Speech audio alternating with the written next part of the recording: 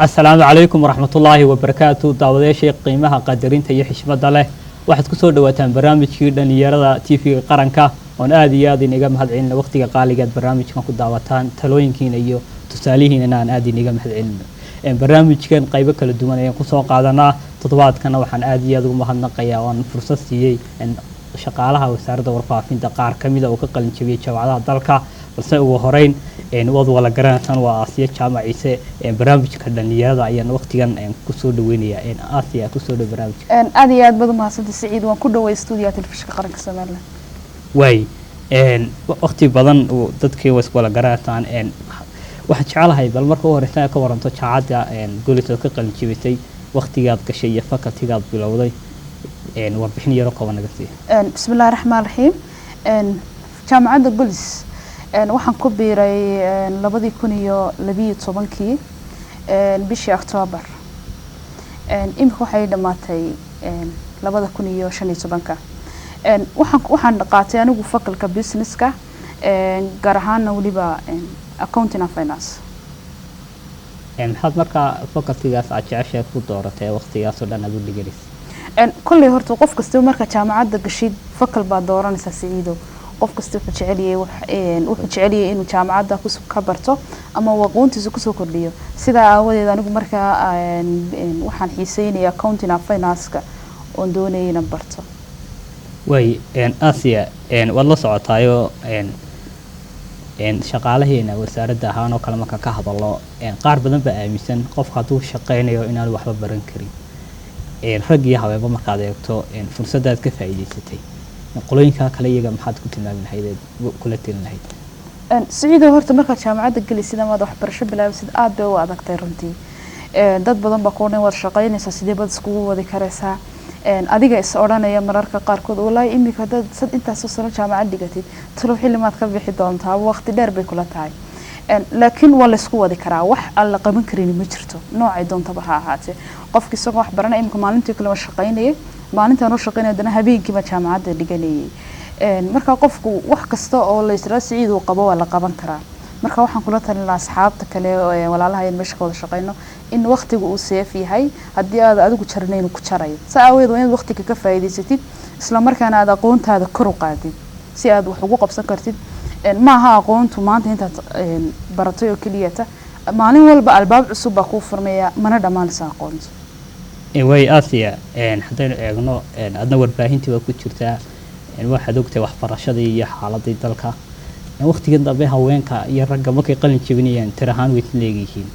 maxaad ku qiimeyn lahayd fursadaas ay haweenku imka ay waxbarashadii aad ugu horeeyaan haweenku berigii hore waxa la oran jiray habluhu iskuulada way ku yareen waana xaqiiqo jirtaanayda aad bay ugu yaraan jireen iskuulada kale waxbarashada kale goobaha markaad aragtid aad bay ugu yaraan jireen oo inamada markasta ka badan jiray abluuna guriga joogi jireen laakiin waxay haweenka fahmeen in inan iyo inanba wax la wada baran karo in inantu waxay qaban karto iyo in ka badan inanku wuxuu qaban karo in ka badan bay inantu qaban karto sida aawadeed bay habluhu wuxuu baranayaan aad baan ugu hambalyeynaya waan ku faraxsanahay in glasska aan dhiganayo kaliya in hablaha iyo inamadu ay isleegiin ama haday wax aanay naga badnayn number yar ay naga badan yihiin marka kulli aqoontii bay fahmeen hablihii waalidiintuna aad bay ugu mahadsan yihiin wala dadaalaan imka hablahooda iyo siday wax u bari lahaayeen aqoontooda kor ugu soo qaadi lahaayeen way markaan eegno shacabka Soomaaliland inta badan waxay aaminsan in warbaahintu ama saxaafaddu aanay waxba dhigan laakiin rabshad iyo ay ka shaqeeyaan hawlo kale maxaad iyaga u sheegi lahayd in saxaafaddu mar walba qalin jabisay aqoontooda kordhisay ummadda wax u qabato qofka saxafiga Saciido waa bare qofka baraayna maalin kasta bulshada wax buu ku soo kordhiyaa dadkii waa inaad waxbaynu barnaa maalin walba qof kasta inaga midi waynu madadaalinaa sidaas aawadeed maxay hayday qofkan suxufigii kaliya ta kama shaqeeyo rabshad laakiin roolka muhiimka ah ee saxaafad marka la eegayo ay tahay inaynu ka ciyaarno waxa weeyaan inaynu dadkii wax barno saa aawadeedna markaan dadka bulshada aan wax bari karaya oo markaan anigu aqoontayda aan kor u qaado markaan aqoontayda kor u qaado bulshadiina wax baan bari karaya deetana markaa bulshadii waxyaabo fara badan baan kusoo kordhin karaya bal waaye waxaan jeclahay bal wax yaroo si warbaahintan inooga faa'iidaysato markaad go-aanka gaadhay inaad jaamacadda golis tagtid oo galaas fadhiisatid oo waqtigaagaad gelisid hawl intee leeg baa gashay hawl fara badan baa siciidoo gala kulley haddaan israado 1 iyo 2 soo qaad barnaamijkii 2 kusoo kooymayno way fara badan tahay waxaad doonaysaa inaad jaamacaddiisa soo diiwaan gelisid waxaad doonaysaa inaad ogaatid jaamacaddu waqti muu furmayaa inay ardayda qaadato time baad raadinaysaa waxaad ka xisaabtamaysaa talow shiftigee baad geli karaysaa ama waqtigee ayaa jaamacaddii dhigan karaysaa waxay kugu qaadanaysaa inaad isa soo diiwaan gelisid jaamacaddii tagtid inaad imtixaan gashid oo imtixaankii kusoo baxdid oo dabadeetana aad galaaskii bilowdid hadda imtixaankii aad kusoo baxdid marka waxay kaaga baahan tahay juhdi aada u fara badan runtii ayaa iga galay qof kastoo ila mid oo arday inaan intaa in la eeg ayuunbaa ka gashay markaan eegno jaamacaddiina golis doorku dhaweyd berbera burco meel walba laga qalin jebiyey markaad eegtid waxbarashada jaamacaddaas oo kale maxaad ku tilmaamahay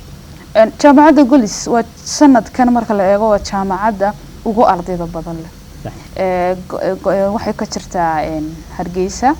waxaa laga furay markii ugu horeysay yani waxaa laga furay hargeysa kabaskeeda burcay ka jirtaa berberay ka jirtaa imika laas aanoodna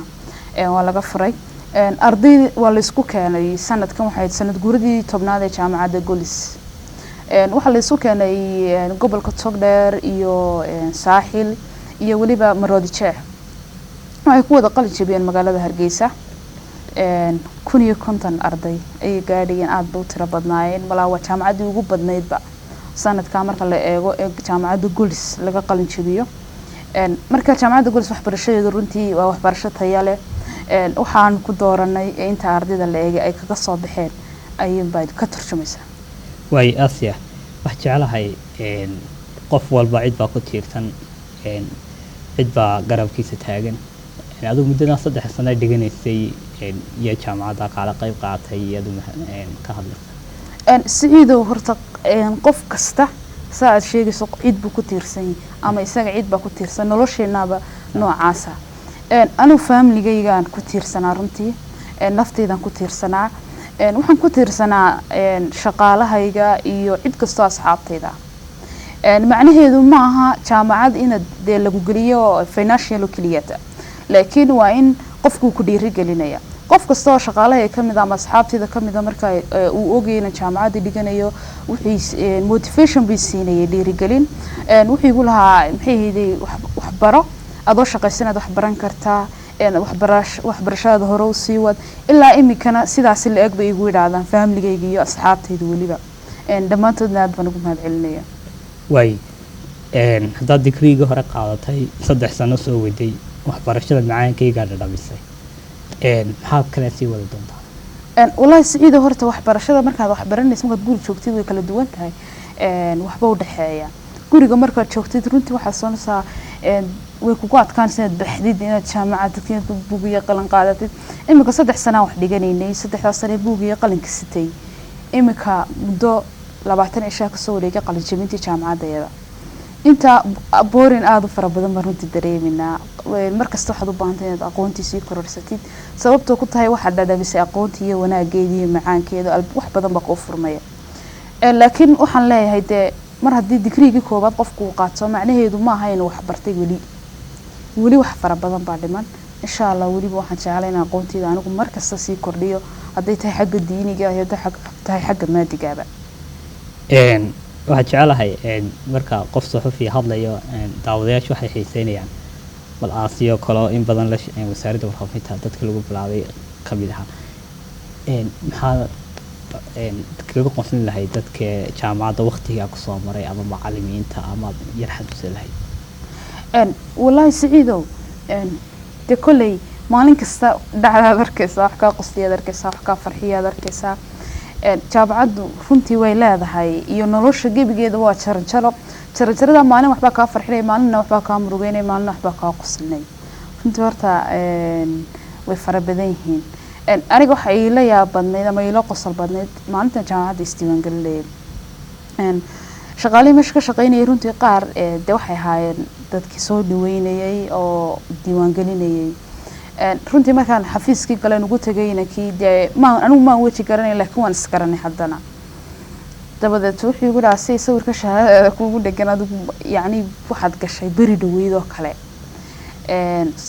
imika dugsiga saro kalena waxaaba igu qorneed 2007 iyo 8 sano dugsiyeedka deeto ininka walla wuxuu igu dhi sawirkan beri hore aheedo deeto waxaan ku idhi ma yahayne sawirkan wuu dhawaabay igu dhi ma yahayn baan ku idhi beri hore deedna sawiraantii dhawaa markaan tusnay dad badan bay isku kaayeen waa runtii wax naga qosliyo ayay noqotay waay dhacdooyin kale fara badanna way jiraano kale maalin walba aynu la wadaagino dadkeena waay asiya yaad u mahad celinahayd fursadda ugu dambeysay waad halka uga mahad celinahayd سعيدة وحنو مهد علينا يا إلهي سبحانه وتعالى وحو يوقع لذين أنيقو عافماد قبا أن سوق عدمانتا إنا ديكريكي كوبا دميستو إيو نولوشي دينتان سوق شريبا يعني الحمد لله رب العالمين بان لايي وحنو مهد علينا يا فاملي جاي oo dhamaantood baan u mahad celinayaa ehelkayga midiya laba ma oranaya sababta ku tahay qaar badan baad ka tagaysaa dadku fara badan yihiin waxaan u mahad celinayaa dhammaan shaqaalaha wasaaradda warfaafinta telefishinka qaranka Soomaaliland aan in badan soo wada shaqeynay oo ah runtii marka laga tago xagga family-ga walaalaha labaadeen leeyahay waayo waxa laga yaabaa saako kale markaad guriga ka soo baxday xalayo kale shaqeynaysa saako kale guriga ka shax laga yaabaa walaalka guriga ku kulanaya aragba laakiin iyaga every day waan sargnaa maalin kasta waxay siiyaan dhiirigelin bay siiyaan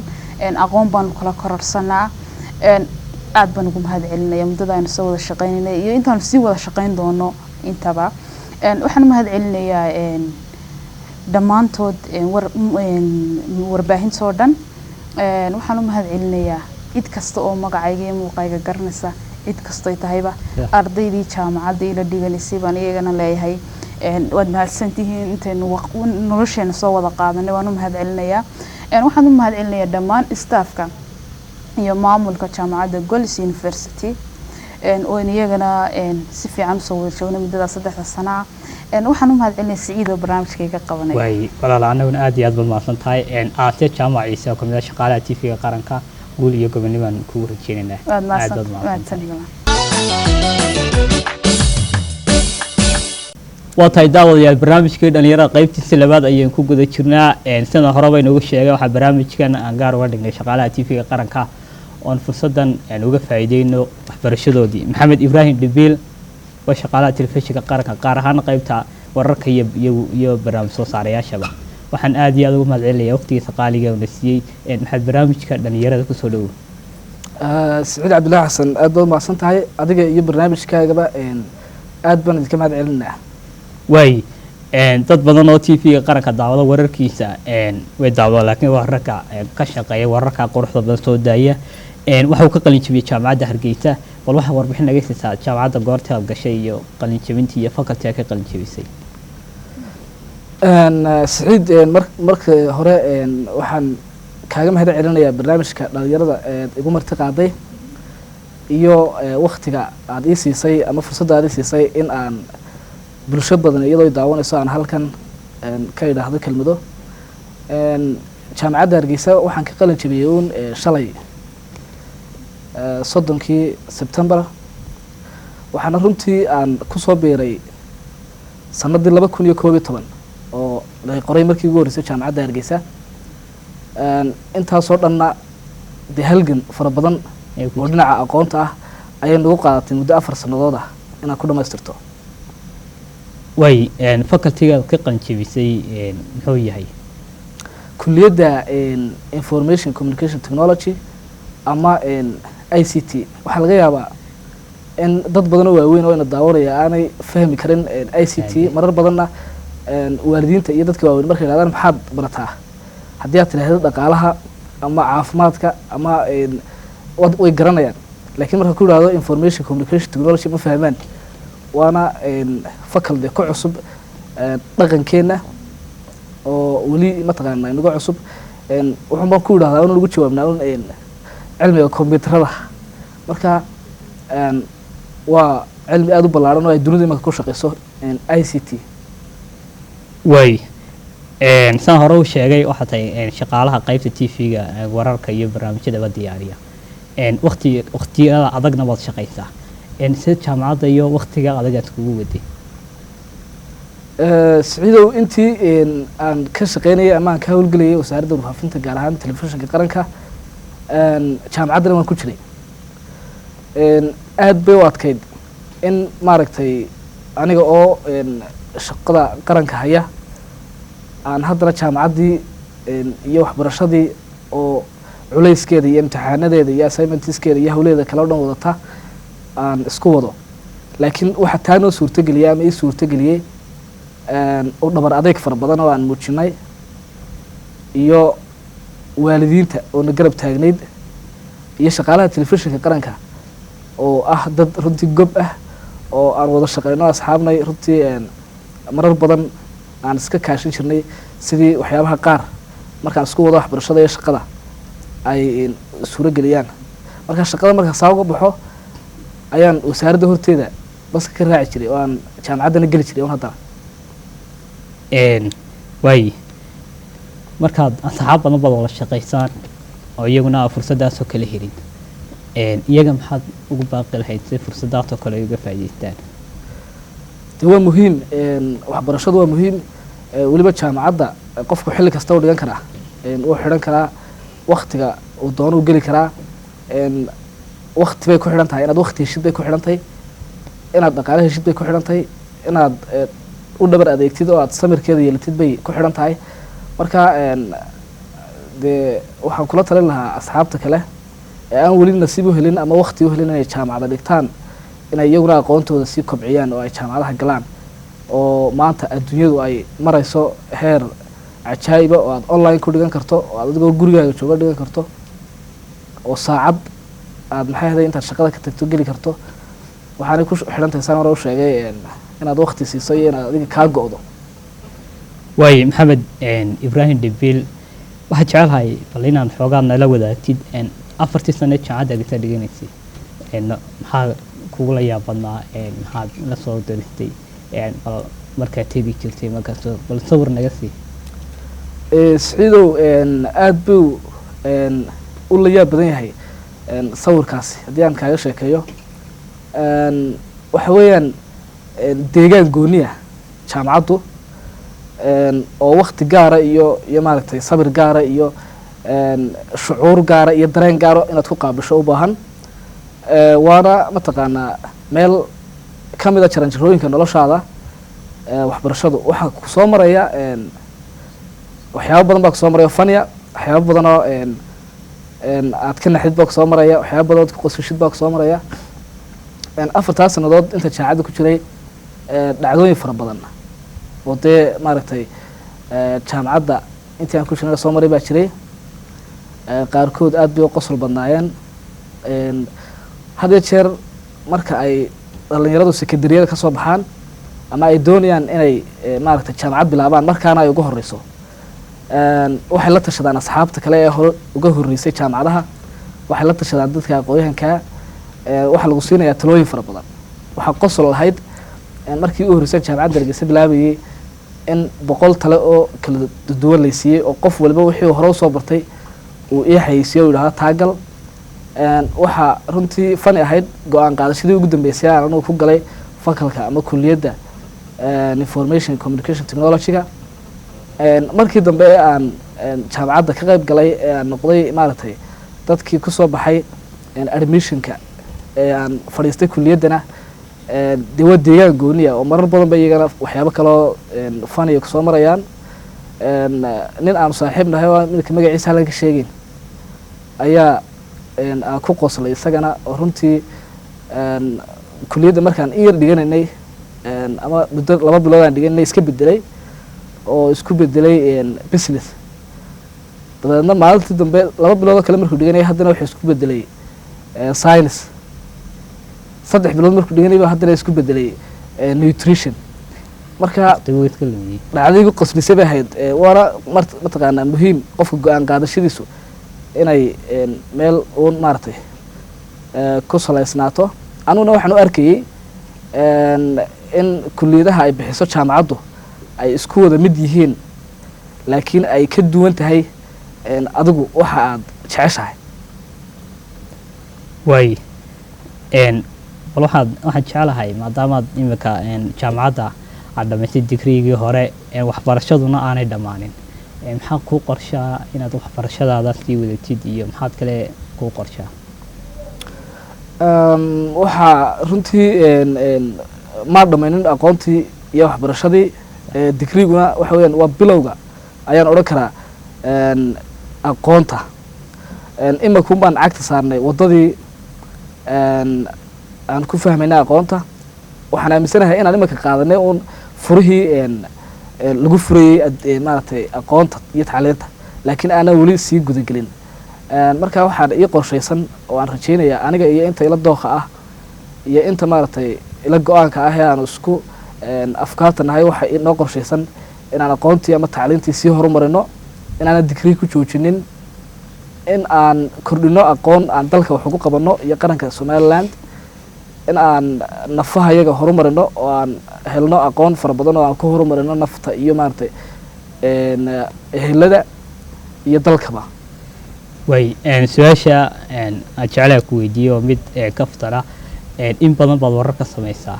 aad maqlaysid hebel baa dareenkiisa ka hadlayo hebel baa dareenkiisa saa yidhi maalintii aad jaamacadda gasheed kuugu horeysay albaabka jaamacadda hargeysa gasho iyo shalayood qalin jebiso dareyskii xidhnayd ood farxadaadii waalidkaaga asxaabtaadii ku garab taagnaayeen dareen nooceed muujinaysa dee siciidow barnaamijyada iyo wararka hadee jeer tv qaranka markaan edhidgaraynayno ama aan samaynayno hadee jeer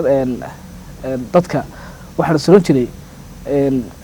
qof maaragtay weli la weydiiyey dareenkiisa ama la yidhi aduu hadal maan ahayn dadka shaashadaha laga arka ee hadalka badanna maan ahayn haddana dadka waa la yaabi jiray waxaan suran jiray qofku busaa u hadlo ama mu halkaa ka daayo shalayse markii la yidhi ka waran dareenkaaga uga kala yaacday oo waxay maaragtay noqotay marxalad gooniya markaa runtii aad buu dareenkayga u wanaagsanaa waxaan u arkayey dareen farxadeed buu ahaa inaad dhamaystay mid ka mid a ahdaaftii ama aan ka gudbay jaranjarooyinkii nolosha iyo halganadii dheeraa oo dhabar adeegiisa lahaa waay yaad gabagabadii barnaamijka u mahad celin lahayd adigoo ka faa'iidaysanaya barnaamijkan dhalinyarada toddobaadkan shaqaalaha la siiyey siciidow intaanan mahadnaqa gaadhin waxaan jeclaan lahaa inaan fariin u diro ama aan la wadaago dhalinyarada aan wada qalan jebinay iyo kuwii naga horreeyey iyo dhalinyarada kale aqoon-yahaninta ah ee usoo baxaysa somaliland dalka gudihiisa joogta runtii waxaa jira fikrado badan ama afkaar badan oo marka suuqa la joogo iyo marka maaragtay dalka gudihiisa la joogo ay dhalinyarada iyo dad kaleba ka sheekeeyaan oo ay ka mid tahay dalka waxa ma yaalaan ama qofka dalka gudihiisa wax kusoo bartay iyo qofka dalka dibadiisa wax kusoo barta ka dalka dibadiisa wax kusoo bartaa wanaagsan laakiin qofka dhex gala ee darsa ee marxaladda dhabta ah arkaa uu dareemaya waxay ku xidhan tahay inaad adigu maaragtay dadaal samayso dadaalka qofka ayay ku xidhan tahay jaamacadaheenu waa jaamacadaha ugu wanaagsan jaamacado badan oo dunida ah baanay la mid yihiin ama ka wanaagsan yihiin laakiin waa sida aynu inagu ka dhigno waa sida inagu aqoonteena iyo tacliinteena aan ugu hurno dalkeena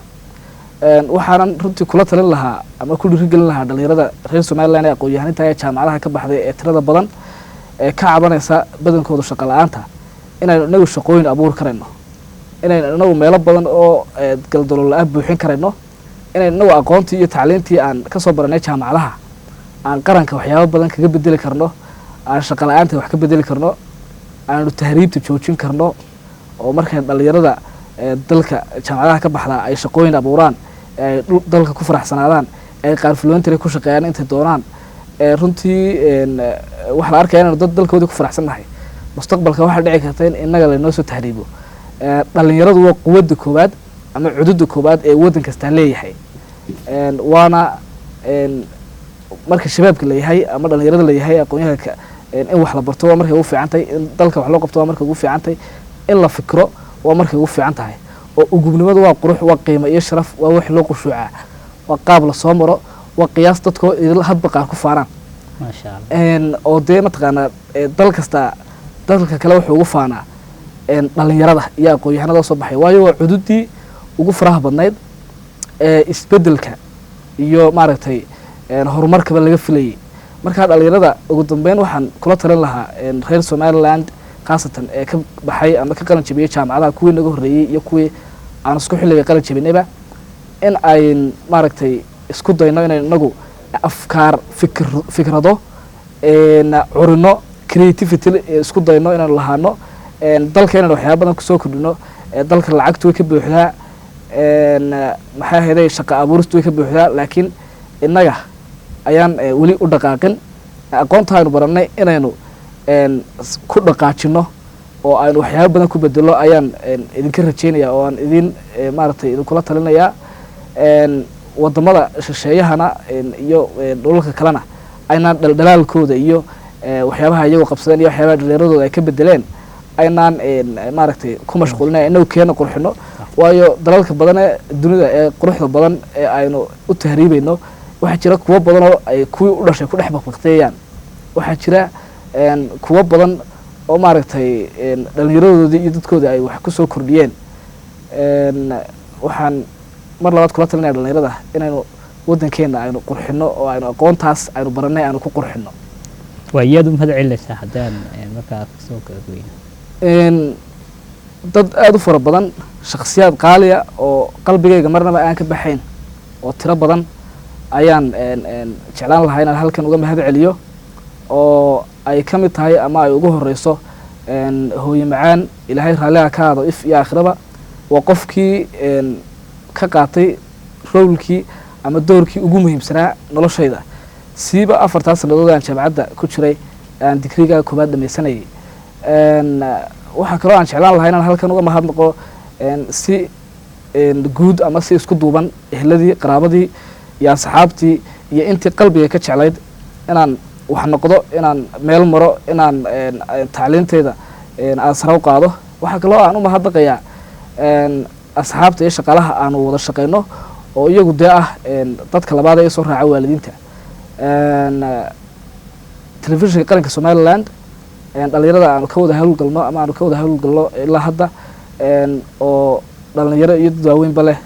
waa tahay daawadeel barnaamijkii dhalinyarada toddobaadkan inta ayuu ku dhan yahay oo aan nagala qayb qaadanayeen shaqaalaha TV-ga qaranka kalaha Aasiya Jaamac Ciise iyo Maxamed Ibrahim Dibil oo ka kala qalin jabiyay jaamacadaha Goliti Hargeysa oon aad iyo aad uga mahadnaqayno aqoontooda iyo waayo-aragnimadooda iyo anaguna aanu sii ducaynay halkaa ka sii wadan aad baa kugu mahadsan thank you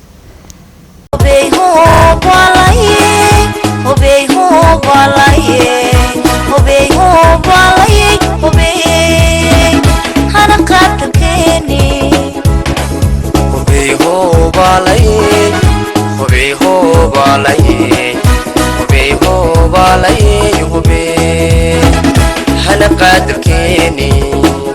حطان دليا يوبا حطينان هم دليا حطينان إكسان ميل حطينان